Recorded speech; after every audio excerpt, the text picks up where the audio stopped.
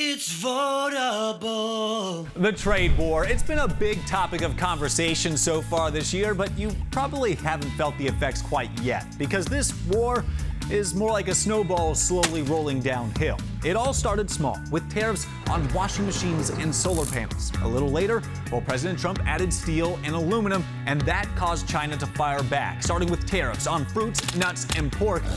But this really all got started back in July, as both sides announced tariffs on $50 billion of each other's goods.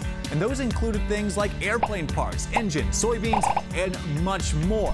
But all these tariffs back and forth have really stayed away from consumers so far, but that could change very soon, as the U.S. just announced a new tariff on an additional $200 billion worth of Chinese goods. That would equal almost half of all of our imports from China.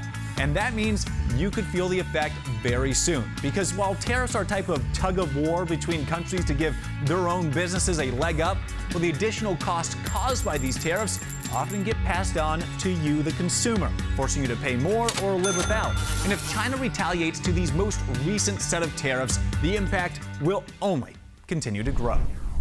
It's voteable.